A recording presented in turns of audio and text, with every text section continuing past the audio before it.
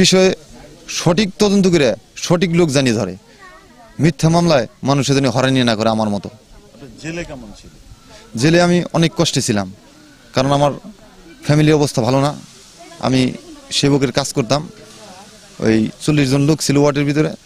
ওই ওয়ার্ড মুছতাম, সকালে ভাত আনতাম, পানি আনতাম, তাদের চাদর লুঙ্গি টুঙ্গি ধুয়ে দিতাম একটু ভালো খাবারের জন্য। এইভাবেই কষ্ট মষ্ট করে জীবনযাপন করতাম আমি।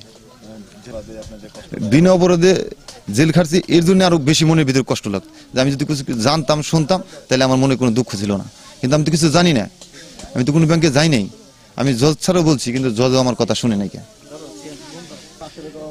জেলে আমার অনেক কষ্টভাবে দিন গেছে। আমার ফ্যামিলির জন্য, মা বাবার জন্য অনেক কান্নাকাটি করতাম আমি। এইভাবে আমার দিনগুলি যেত। নীরবতা ভাবতাম আমার বউ বাচ্চার জন্য, মা বাবার কথা মনে পড়তো। আমি অবশ্যই বিচার চাই মাননীয় প্রধানমন্ত্রীর কাছে। আমি দুদকের কঠিন বিচার চাই, আর এবং কি আমার ক্ষতিপূরণ চাই, আমি যে ক্ষতিগ্রস্ত হয়েছি। তবে মানুষের কাছে আমি চিন্তা নিয়ে যতটুক পারছি ততটুক দৌড়েছি। এরপরে আর একটা সবাই বলছে এই মামলায় আর তার নাই, মাপ নাই। তবে মিথ্যা মামলা তবু আমরা হাল ছাড়ি নাই। তবু ছেলেরে যারা এই ব্যাপারে ফাঁসিয়ে দিছে, আমি তাদের সুষ্ঠু বিচার চাই।